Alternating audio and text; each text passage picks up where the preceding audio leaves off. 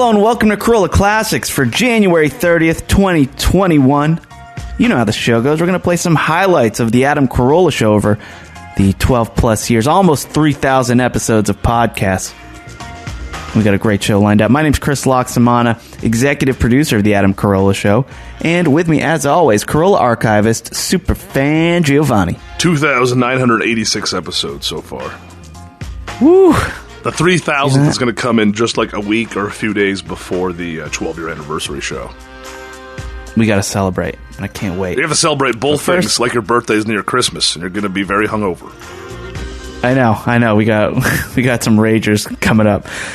But first, let's play some clips over the history of the Adam Carolla Show. And earlier this week, Adam did a whole segment about the Bee Gees documentary that he watched on HBO, and I loved it. I love whenever he talks about music, and it's kind of a little bit of a history lesson too. But I remember when we were doing show prep, he gave me a call, and all he asked was, "Is Steve Dahl still alive?"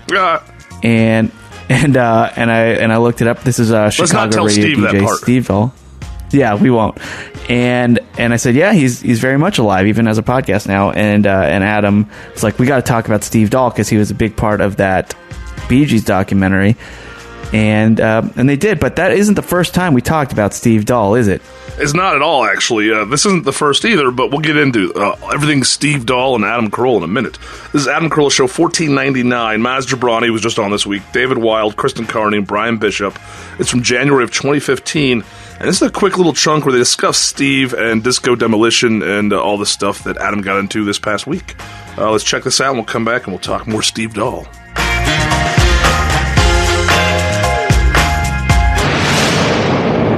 Maz Jobrani in studio. I'm not a terrorist, but I played one on TV, available February 17th. That's on Amazon. You can pre-order now. Just click through AdamCarolla.com, put a little sale or win in sales of the pirate ship. Good to see you, Maz. Good to be here, man. Thanks for having me. Well-timed Valentine's Day gift. I know. That's what it's all about. It's about love. I'm looking down your list of accomplishments here. Born in Tehran. But that was a big accomplishment there. But graduated UC Berkeley. Yeah, baby. How'd that whole pilgrimage work? You know, so I was born in Iran, and then this little thing happened called the Revolution. Yeah. And we had to leave because of that. And then we moved to Tibran, where I grew up. Mm-hmm. So I was jokingly, I say I went from Mercedes-Benz to Mercedes-Benz, basically. Yeah. Tibran's beautiful. Tibran is beautiful. It's amazing. It was very idyllic. Like the biggest crime was like literally the cops would pull over skateboarders. Yeah. Now that's on the other side of the Golden Gate Bridge. Yes, we had a great view of the bridge, and it was amazing.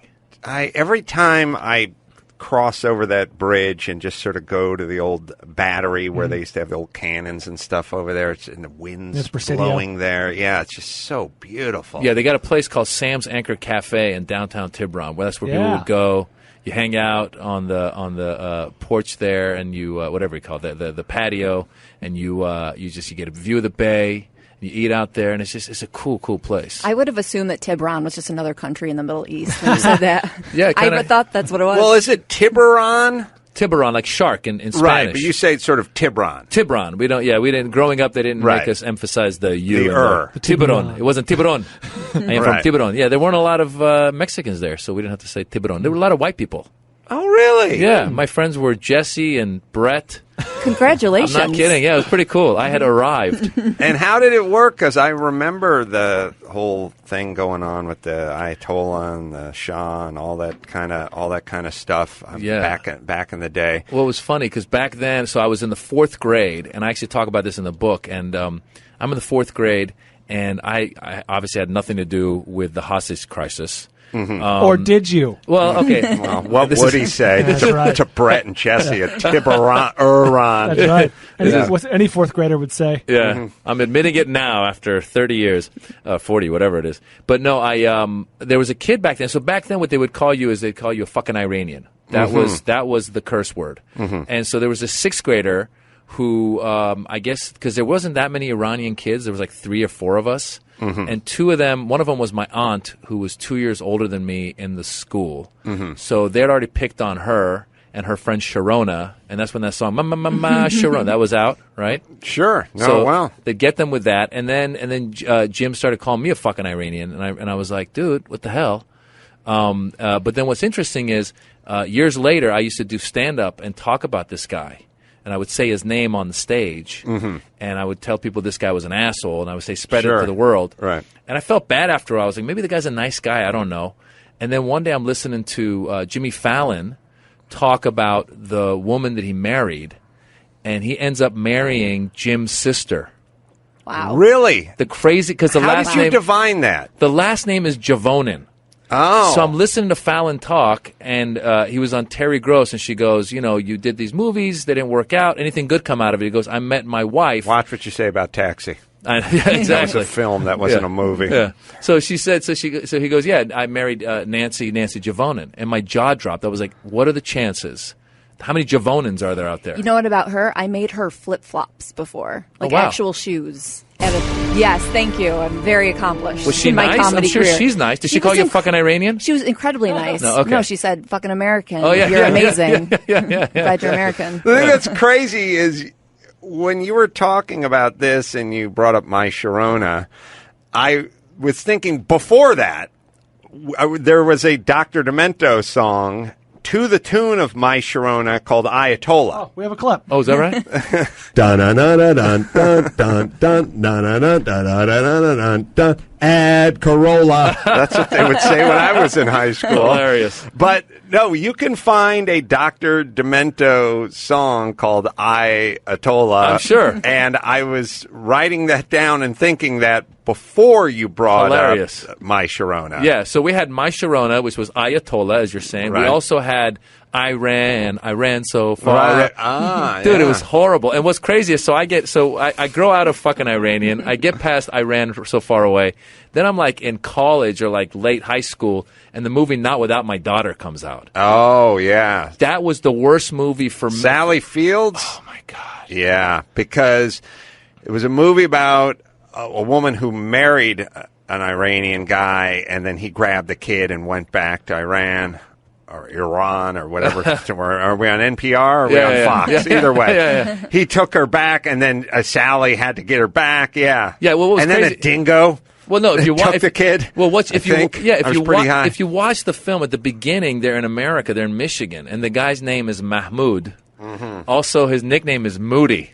Which is very funny because once he goes to Iran, in America he's a nice guy, and he goes to Iran, he becomes very moody, Yes. and he changes, and he's like he won't let them leave. And anyway, long story short, and in all seriousness, like a lot of my buddies stopped saying they're Iranian; they just became Italian because women didn't want to talk to Persian dudes at that point because of that movie. Right, so right. it was like one thing after the next. Yeah. His name was like Killian. Yeah. A lot of cock obstacles to overcome. Yeah. Yeah. A lot of obstacles to your getting laid. Yeah, it was I'd hard. definitely go with the Paisan over the Iranian in that time. Oh hell yeah! Of course, you kidding Still. me? And Sally Fields. Yeah. Yeah, I mean, you still probably got a better shot. Definitely, When we get that's Kristen's pants Yeah. and panties. Or the I'm word. a fan of the Italians, or- but Iranians. Well, Iranians also say Persian, and some people don't even know what that is. That'll get you into some pants because they think you're Parisian and you're French. right.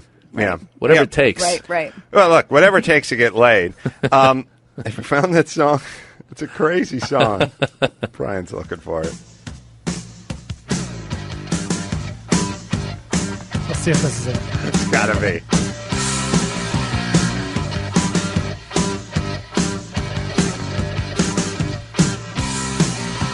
Ooh, you got a real nice beard, a real nice beard. There it is. You know it really caught on my Ayatollah.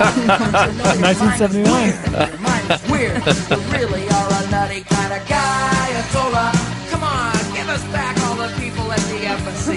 Shaw's in New York and he's Fucking taking Iranian. therapy. He's already gonna die, Ayatollah. This is credited to Steve Dahl and Teenage Radiation. That's what it's on YouTube. Yeah. Steve Dahl's a big radio guy.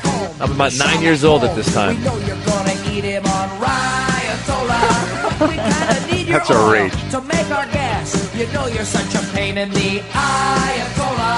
Come on, cool your jets, meditate, eat a hamburger. Don't get us too upset or we'll do something nuclear.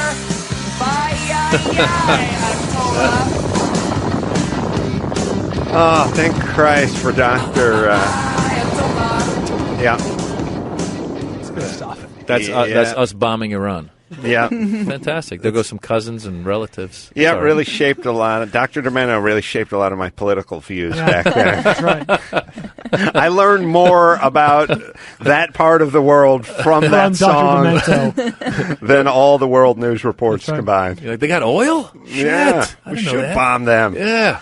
All right. So why don't we do a little news? Well, now, how do you get from Berkeley to doing stand-up then? So then what happened was I became a big fan of Eddie Murphy's when Delirious came out. And I was Sure. like, that's what I want to be. All the Italian guys worship that guy. Of course. Yeah. That bit about, hey, fucking moolies. Right. But having immigrant parents, my parents were like, no, you should be a lawyer or a doctor. Right. So that's why I ended up at Cal, studying poli-sci to maybe Can be I a say lawyer. this? Yeah. I wish I had immigrant parents. Because immigrant parents have dreams for their kids. My parents' dream was for me to get the fuck out of my dad's house in North Hollywood and get busy doing I don't know what. Yeah. Just get, like... It takes a couple of generations for the bloom to wear off the rose or something, because my parents just sort of sat around like, what are your dreams for your daughter and your son? Who? Yeah. Your daughter and your son. Get out of my stepmom's grill and just kind of hit the road. Like, first generation, like, my son, Yeah. he'll be a doctor. My daughter, she'll be a lawyer. Yeah. She'll be on the Supreme Court one day. You know, my dad was like, get the fuck out of the house and get a job. I don't care what you do. Well, but there's good and bad, because on the other hand, like, I don't know what your experience was, but you could probably, I know a lot of guys that went to the parents and they're like, I want to be an actor. I want to go do whatever. And they're like, whatever, you get out of here. Like you say, get the hell out. Whereas for me, it was like, first of all, a lot of immigrant parents, they go stay home until you do this. Uh-huh. So you end up with like 40-year-old dudes still at home. Right. Well, you know, you Italian guys, I know. I mean, you never I leave know. the house. Mama's doing the laundry and you're in your 40s. Why leave? I found a gray pube in your underpants, son. It's the pasta. You got to stay home. How you doing, It's Mom? angel hair. Hey, angel hair. Hey, Mom. Yeah. No, I had the same problem. Like, I'd be like, Dad, I want to be a comedian. Why are you telling me? Yeah. What do I give a shit? Why are you not walking in that direction? Yes, you should be getting a one-bedroom with 3 dudes and a futon right now. What are we talking about this for? My mom went from like be a lawyer, and then I would be like, look, I want to be a performer, I want to be a comedian. I'm not kidding. She'd be like, okay, just become a lawyer, and then you can do comedy on the weekends. I know. First off, that whole thing of like, just become an astronaut so you have something to fall back on. Like, well, you understand that's a calorie burner, Ma.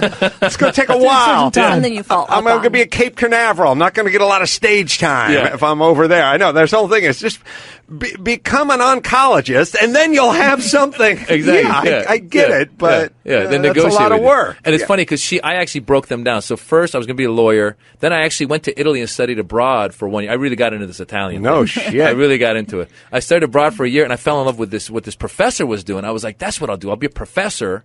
That way, I can be in front of people, and it's something that like the community. Because that's the reason my mom. Half the reason she wanted me to be a lawyer was so the community would be happy. I don't Right. even know who these people are. The 3 other Iranians in Tiburon. Exactly. One who wasn't related to you. Yeah, exactly. Really? She was worried about going to the supermarket? Yeah, exactly. Going to run into the one Iranian guy in Tiburon that was going to look down his nose? We'd moved to L.A. by then, so they were all here, being judged in Westwood all the time. Yeah. You know. But Yeah. no, but then it's funny because then I came back home. I said I want to be a professor. So then I got into a PhD program at UCLA to get my PhD in political science, and my mom already was worried about the professor gig. And then when I finally decided I'm leaving the poli-sci PhD to go pursue acting, she was so worried. She was like, okay, at least become a mechanic. Wow. I was like, where does That's a that come negotiation from? point? Yeah. She goes, because, if a revolution were to happen, you could be a mechanic anywhere in the world. Because she's coming from a revolution. She's looking for backup jobs that'll work internationally. We need to explain to the people of the world, we lead the nation in singing songs about revolutions. We don't actually have any. We get it all out of our system with an acoustic guitar. There you go. Yeah. We have tons of revolution-based songs, but we don't Revolution. actually do any. Themed material. Man, a lot- We're good for it. It's Yeah. a great theme, but we never actually. T-shirts. It's been a while. I'll put it to you that way. Well, when you come from a country where you had the revolution, then you have friends who were like, like we literally had friends who were like a major in Iran, and the guy was working at a gas station in America, like that movie. Listen, I heard the song on Dr. Domano. I think I know what the political climate was at the time. Yeah. So they were worried, you could be. We had doctors. We have friends that were doctors who came here and just like couldn't do anything because whatever, the whole language barrier, whatever. So they were worried. But in the end, I was able to just be like, I had to wake up and go, look, you live once, so I got to do what I want to do. And All right. I did it. I'm going to ask you an honest question. Yeah. Did you ever have an Italian horn necklace? I did not have the horn necklace. All right. I didn't go that far. How far? I didn't go that far. Rather than take this ruse. Yeah, but I was watching. I mean, I was like Godfather, Goodfellas, any Italian movie that came out. Even Bronx Tale. I'm on it. Bronx Tale's great. Bronx Tale is great. It's just it's not when it comes after Goodfellas. True. Yeah, it's one of Tough those. act to follow. One What's of an those Italian things, horn necklace? But you know what that is? I don't know what that is. Gary will Maybe pull I up saw a it, but picture of the Italian horn necklace. Very popular, like in the 70s. Okay. With the Guidos, especially. Hidden Guys, behind all the chest hair. Yeah, it was like a gold chain with it was about 1.25 inches. It was the opposite of the high. You know what they gave us, actually? It's funny, you just reminded me, because as a kid, we weren't religious, really. We were very secular, coming from Iran, like leaving the revolution. We were actually very much against the government. But I always say my family was like superstitious. Like my grandmother would be like, listen, if you're going to get in a car, if you say like the equivalent of like 7 Hail Marys, the Muslim version, right. If there's an accident, you won't die. And I'm like, where does that come from? She's like, just trust me. And she used to gamble. She's like, whenever I go to the casino, 7 Hail Marys, I win. I'm like, I don't think that's, but it was so, they used to give us these there was a gold pendant it was called an Allah, basically. It's like God. So they would give that, so that would kind of out us. I mean, from a distance, it looked Italian, but if you came close and you saw a dude kind of like wearing a turban or something, you're like, or it said Allah. Now it's just the TSA guy pulls you out for a pat down. That's all it does is slow you down going through Burbank now. Gary, the Italian horn necklace should be right there. I don't know that they called it anything other than the Italian horn necklace. There it is, Brian. Look familiar to you? That looks more Middle Eastern to me. Yeah. Than Italian. Well, you're thinking of the crescent that comes with like some of the countries. The flags have a crescent. Yes, I know the flags. Yes, it is. Whatever it is, it was just called the Italian horn, and it was known at the time as the Italian horn. So it's like the guys would wear it. It was sort of like you didn't have to wear puka shells. You didn't have to play the ukulele to play or eat poi to rock some puka shells. And you didn't have to be Italian to rock the Italian horn. Okay. Did Tony Manero have one of those? Tony Manero had a bevy of medallions around his neck. I'll bet you we could probably find one of Travolta rocking the Italian horn. We'll do the news in 1 second. First, proflowers.com, Valentine's Day coming up. That's I think just as sort of a goof, my son, Sonny Santino, Corolla. My wife got him the Italian horn. Ciao bello, just to look like one. We wear it in the San Gennaro feast. Hey, the prima notte. Hey.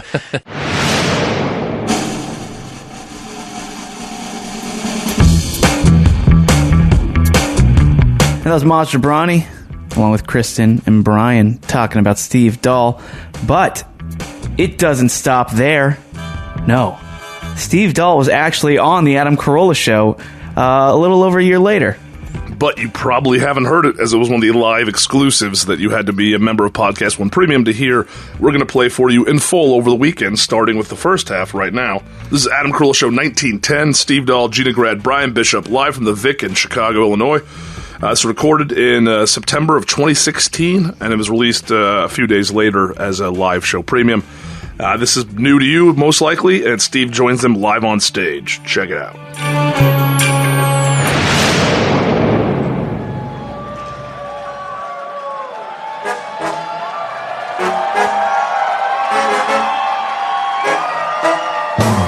Live from the Vic Theater in Chicago, this is the Adam Carolla Show. Adam's guest tonight, Chicago radio legend Steve Dahl. With Gina Grad on news and Bald Brian on sound effects, plus a Chicago-themed round of What Can't Adam Complain About. And now, back to that same old place, Sweet Home Chicago. Adam Carolla!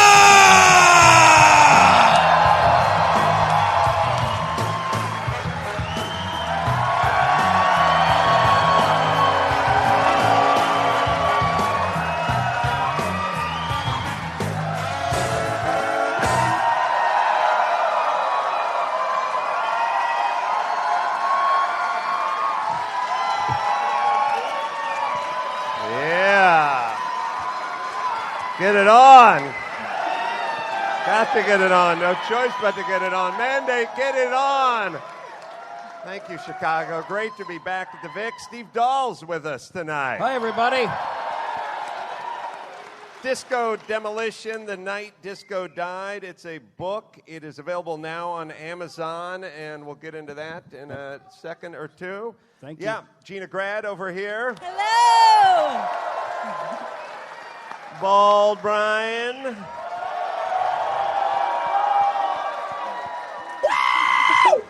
All right, couple things to bitch about before we get started here. Had this, so Mike August and I were doing a show. I did a show in Cincinnati last night, and then we were hustling out today. Boo, And, Cincinnati. Do we hate Cincinnati here? Cincinnati, Yeah. the Bengals. Yeah. The deviled eggs. Oh, the deviled eggs. Deviled delicious. disaster. Fucking disaster. It was a gift. It was a gift. All right, I'll get into deviled eggs. I'll get into that. But tell me this. All right, this person, if this fucking person is cropping up in your life way more than is necessary, which is Mike and I got to the airport. We had a 3 o'clock flight. We had plenty of time to spare. We sat down at a sports bar. We watched a little college ball. We had a beer. It was a 3 o'clock flight. And at a certain point, about 2:37, we said, yeah, we ought to make it over to the plane and take our 54-minute flight over to Chi-Town. And we started walking over there. And by the time we got to the gate, there was 20 minutes before the flight left. And the cunty, perky chick in the front gave us the, you guys are the last ones on the flight, to which my answer is, good. Yeah. Mission accomplished. Hey, there's a fucking bus ride going to Nevada. You want to be first on? I want to be on after the fucking pilot is on, but you guys are last on. I said, yeah, oh, okay, well, there you go. Yeah. And then there's this one. I love that this is a threat. We almost closed the door. Imagine that working at home, like your wife going, I almost shut the front door. You would have had to move. Like, it's got fucking hinges on it. How about you just open it back up? It's like, hey, we were this close to shutting a door.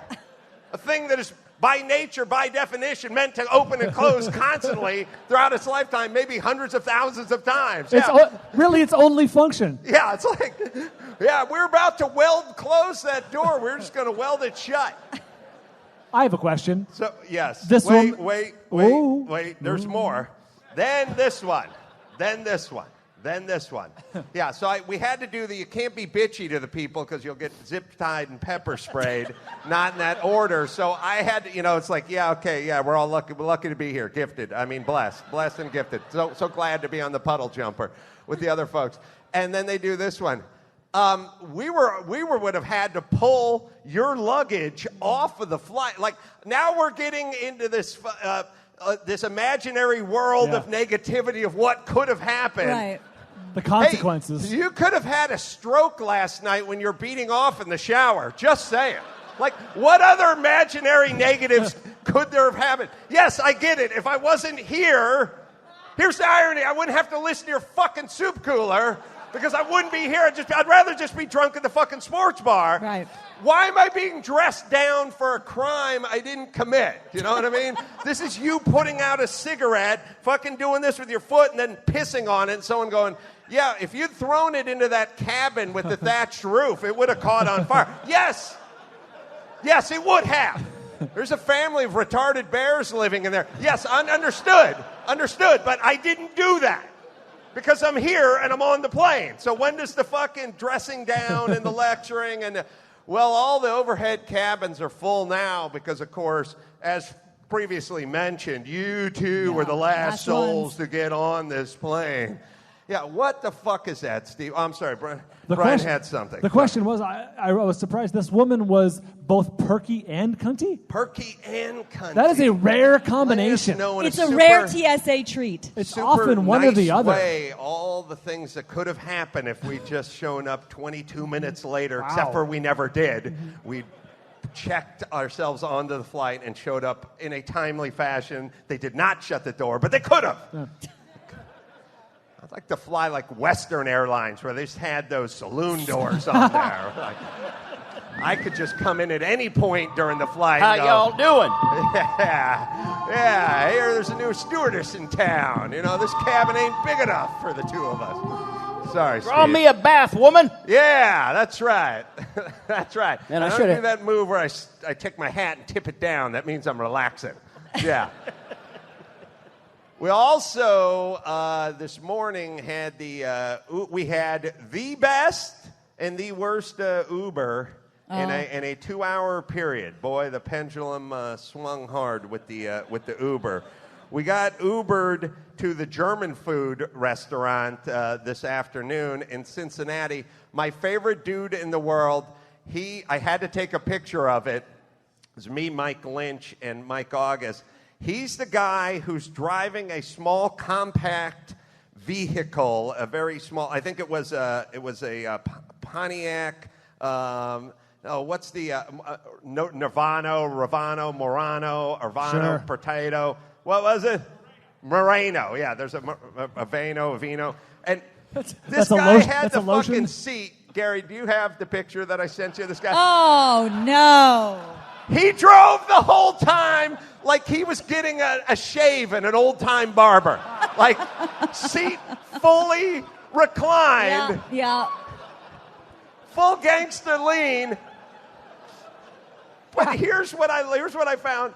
The car was already small. Mike Lynch was forced to perform oral on himself. I was forced. By law, I had to film it. It's up on the internet.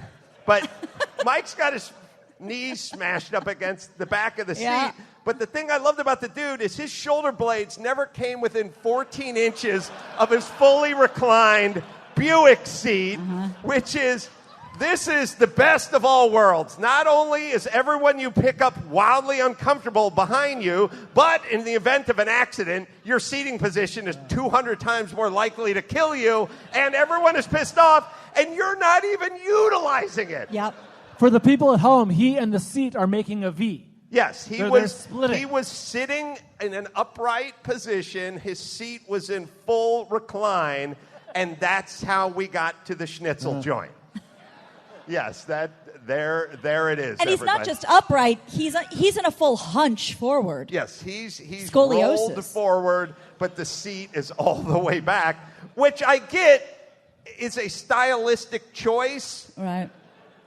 But, dude, you're driving a $4,000 Buick and you're driving my ass for Uber, so drop the fucking attitude. I mean, I feel it's the same way I feel about the fucking fake Rolexes and diamond-encrusted rims and all sorts of shit. If those rims are on a Camry, it's beige, and it's got one of them has a Denver boot on it, I'm not going to mistake you for like a music mogul.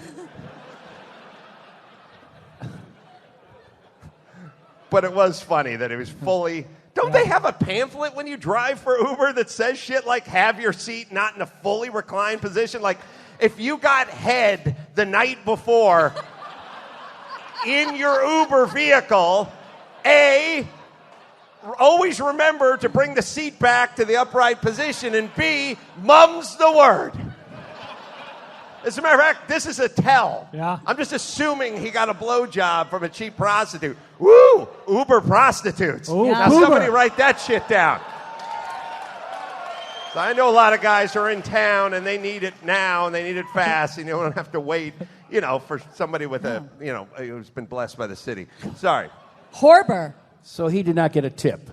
No. I don't even know how tipping works with Uber. Yeah. The next guy we had was a fully buffed out, brand new A6 Audi. Wow. The guy was a pilot. He sold airplanes for a living and claimed that he wasn't interested in the money whatsoever, just enjoyed the conversation. sold civilian aircraft. And, by the way, how's this guy? He said his wife doesn't like it because he has a $65,000 car he just puts mileage on. Right. But he says he doesn't make any money because of the price of the car, but he simply does it for conversation. Isn't that a slap in the tits to your wife? Like, hey, man. That's a real referendum on your marriage. You know what I would rather do other than rot in this 3-bedroom with you and pictures of our grandkids? I'd rather risk a possible stabbing, making zero money, driving drunk people to either clubs or airports, rather than even have eye contact with you and your ever-sagging tits. I'll be out exceeding the mileage on the lease of the Audi A6 that we both pay for. Yeah. I'll be back, or maybe I won't be back. We'll see. I could go, it could be a situation where a drunken UPS guy just falls asleep at the wheel, and I could go, full Tracy, yeah. All right, sorry, Steve. That's all right, man. I should have had some of that fucking coffee. Yeah, I'm beat up. All right, the book. Tell us about the book. The book is about, I'd call it a time capsule about well, you were the July guy 12th, behind the whole thing, 1979, right? Disco Demolition. Yeah, I guess I was, yeah. Did you hate disco? No, I got fired from a radio station because they went disco, so I was just pissed that I lost my job. Yeah, and you know what it's like to get fired by a radio the radio station. yeah, and replaced by a 4 Wow. minute. Unnecessary. Yeah, uncomfortable. Then You've landed on your feet, however. you organized the whole Blow Up the Disco album. Okay. Yes. The poor people sitting in front of tell us him. the story. Well, actually, it was. I didn't want to go because the White Sox were drawing like 10,000 people a night, right? So if I Still they are. still are, yeah, right back to where we started. So if I draw 10,000 people, that's a shitload of people, right? For a radio promotion, it's still going to be fucking empty. Mm-hmm. So, and I'm going to be wearing an army helmet and an army jacket and look like a fucking moron. Right. So I didn't want to go, but so that shows you how prescient I am. And How many people showed up? there were like 55,000 inside and another 30,000 outside. So it was a big. Yeah. The Disco Demolition was a big draw. And what did they actually blow all the records up with? With dynamite. They said, I loved it when we were lawless before. I know. It was a lot of dynamite, too. I mean, it scared the shit out of me. In sharp contrast, by the way, to the days, the halcyon days of Steve Dahl blowing up things in a public area in the middle of a ballpark, smash cut to this very afternoon in the Kentucky-Cincinnati airport. Somebody gave me a nice bottle of Pinot Noir from the Willamette Valley, the Willamette River in Oregon or whatever. Yep. It's a long story, but I got recruited to play football at Willamette University or something 200 million years ago. I've never even been there or seen what it looked like, but somebody sent me a really nice bottle. I fucking made the mistake of leaving it in my backpack. I got to the airport, went through security, got pulled out of line, and then had the nice lady pull it out and do the move where she said, I can either chuck it or you can go back to the counter and try to find the checked bag or you can send it UPS. And I just said to her, I would be so happy if you would just take it home. Right. Could you? It's a beautiful bottle of wine from the Oregon area. Could you just put it aside? And she's like, I got to chuck it. Oh. And I'm like, can you just fucking take it home and then just drink it? And she's like, no. And I'm like, I don't need it for me. I find a fucking homeless guy. Yeah. Would you find the Uber guy? Find somebody and no, I can't risk it. By the way, when you're working at the Kentucky airport and you're morbidly obese, there's not a lot to risk. Yeah. You know what I mean? There's not a lot on the line. It's not like cut the blue wire, cut the red wire. Yeah. This is $12.75 an hour versus disability at home and a nice bottle of Pinot Noir. I didn't get into detail with her like I just did, but no. You didn't broach this? No, not this part. But I was like, just please don't throw it away. Can't we have an airport, like, can't we have a hopper of good shit? Like, does everything just have to go into the fucking crusher and down the drain? Like, can't we use common sense? Yeah. Like, this is a bottle of wine. Can't we put it in an explosive vault for 30 days? And if it doesn't take out the airport, then take it home and enjoy it. I bet she's home. I bet she took it, and I bet she's in that Uber right now blowing that guy with his seat back. Oh, boy. That's what I'm thinking. Steve, I would sleep like a baby tonight if I thought there was even a 10% chance of that happening. It has to go back so far because she's so big.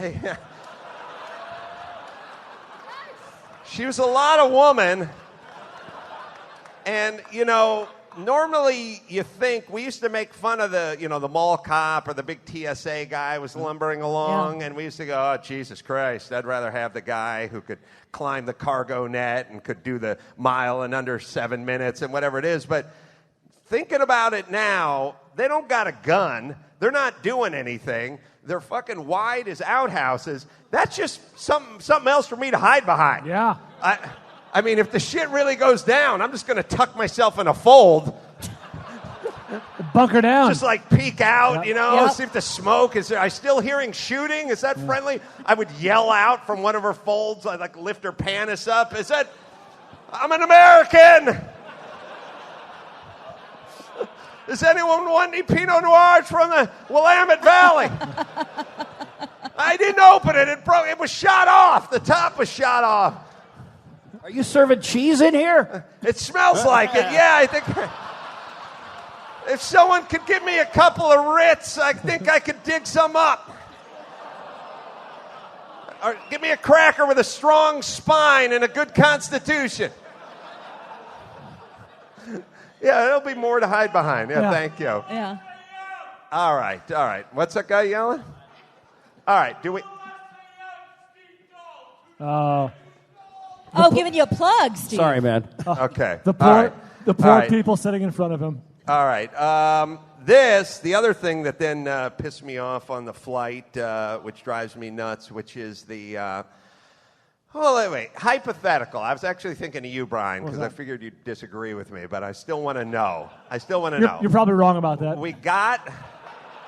Wait a minute. But go ahead. Let's hear it out. All right, so we got the speech on smoking, which was always the same thing. This is a non-smoking flight.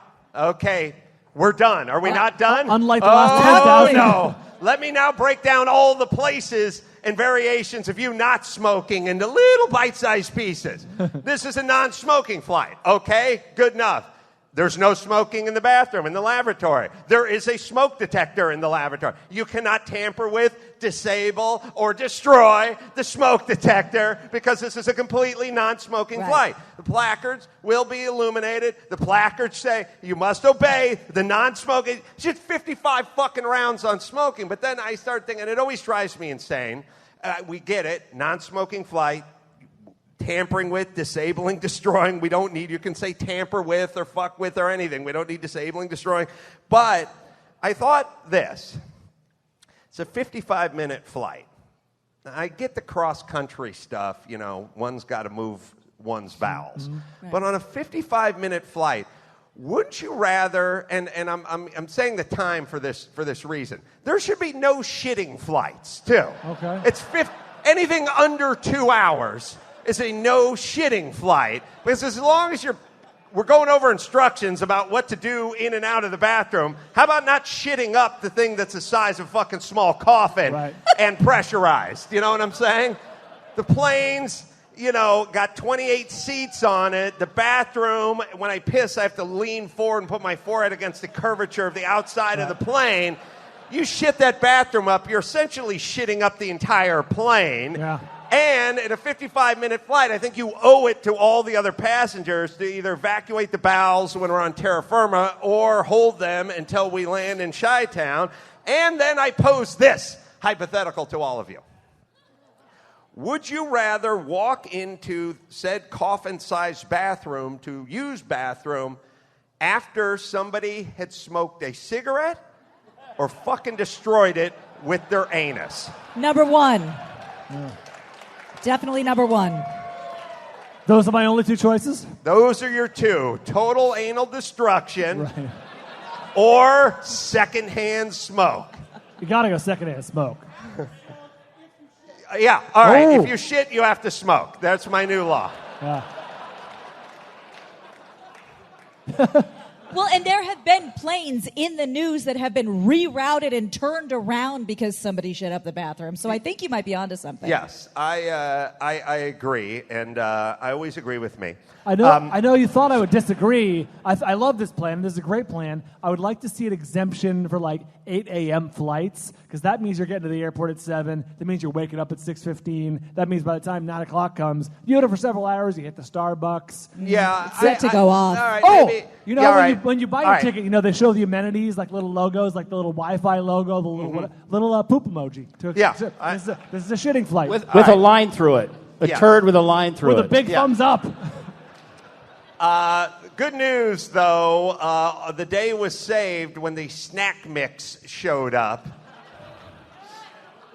It's so sad when you would literally blow somebody for some Doritos, for some ranch Doritos, for things that are street value is 49 cents, but in the air, it's a miniature part-time prison, right? Like, Yeah. hey, man.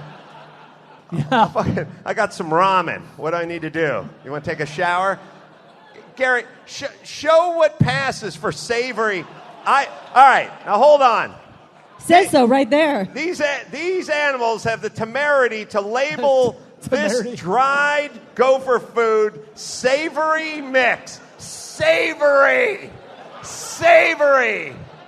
Hard, sodium-laden, stale, miniature fucking pretzels. And by the way, pretzels are one of those things, as they're like cocks. They get worse as they get smaller. They start off, there's nothing better than the big German cock. You put the brown mustard all over it. I know It's where you're going with warm. this. You ain't just whistling Dixie. You tear it, and there's a little plume of steam that comes off it. Yeah. You take the bite. Ooh, it's a little hot. Ooh, it's got some rock salt on Yeah. it. Yeah, I love my cock with rock salt. You dip it in it, hit it with a little mustard to even out the temperature Yep, of it. yep. Then they get down to those sort of medium ones, size of a playing card, you know. Those are all right. They're a little tough. Then they get into this. I don't know who ever decided that it's like, you know what I really love? I really love pretzels, but this one I get at the ballpark is way too big. It's unwieldy. I could hurt myself with this thing. No, I need ones I could swallow by mistake. They have the fucking temerity to call this savory mix. There was 27 miniature rock hard shitty pretzels and 3 little cheese sort of half, you know, the cock with Peyronie's disease or something on it thing, and 1 weird sesame thing that I actually ate before I thought to photograph the thing. This passes as savory. I don't know if anyone can look up savory, but this fucking ain't it. This is the opposite of savory, right? It seems like they should just put shitty on there. Yes, shitty mix. Call it what it is. Shitty. The only bigger abortion than this in the wording department is the Fiesta mix. There's nothing. There's no Mylar pouch that has less of a party in it than the Fiesta mix.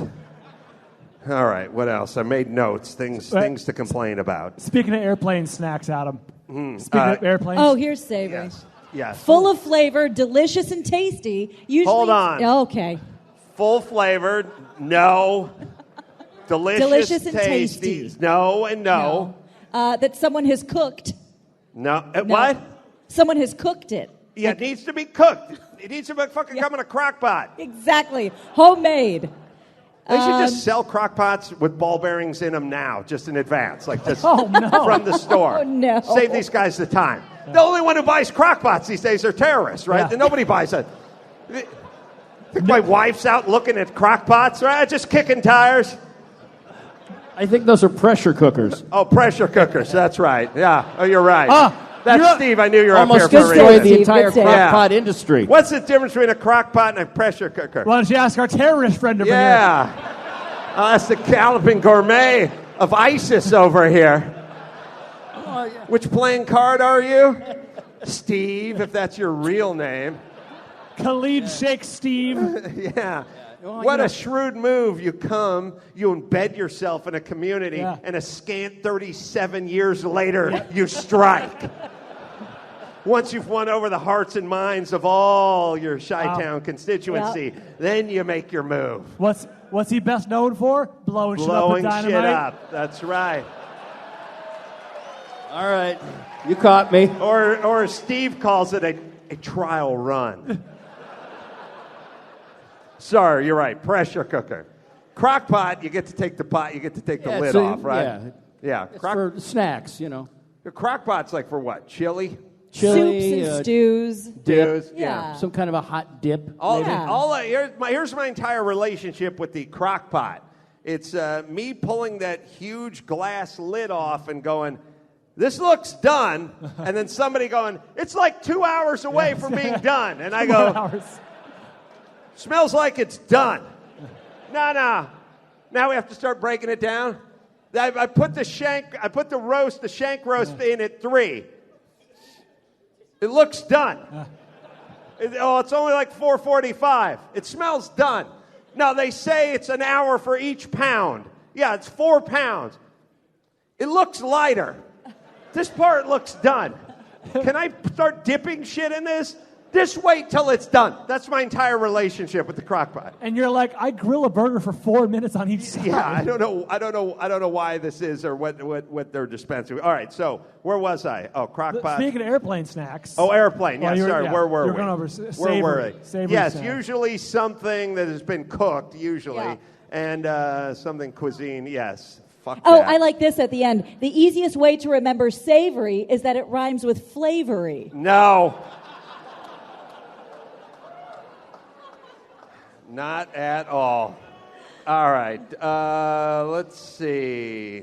All right. Should we do? No. We're gonna do a little. Make 'em what wait. can Adam Make 'em complain wait. about? I think. Yeah.